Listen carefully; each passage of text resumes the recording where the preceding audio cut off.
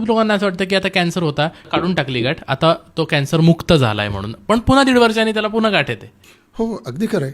आमच्याकडे असे अनेक पेशंट आहेत की 2020 सर्जरी झाली, 2021ला तो परत झाला. केलं काय जातं की परत एखादा पेट स्कॅनमध्ये 6 महिना केला जातो, परत गाठ झाली, बायोप्सी केली आणि कॅन्सर नाही म्हणून समाधान मानलं जातं. परत 6 महिन्यानं तो होतच, कारण त्याच्या पाठीमागेची जी इकोसिस्टीम आहे, जी इन्फ्लॅमेटरी प्रोसेस आहे, जी सगळी यंत्रणा भ्रष्ट झालेली आहे, ती यंत्रणा तशीच असते ना. आणि त्याची ट्रीटमेंट जोपर्यंत करणार नाही तोपर्यंत तो परत होण्याची शक्यता असणारच. त्यामुळे सर्जरी झाली आणि माझा कॅन्सर मुक्त झाला हे नाही.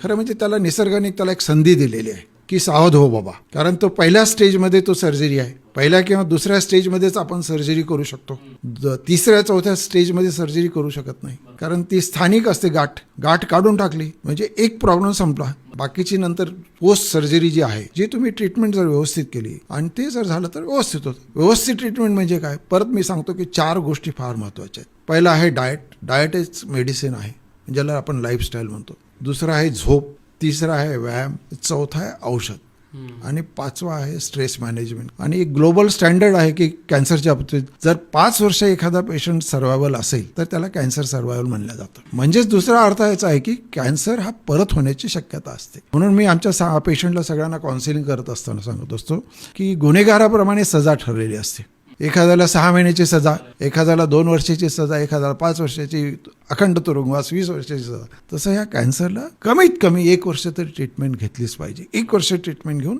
नंतर तो तुम्ही जर लाईफस्टाईल मॅनेज केलात तर होणारच नाही. खरं औषध तेच आहे.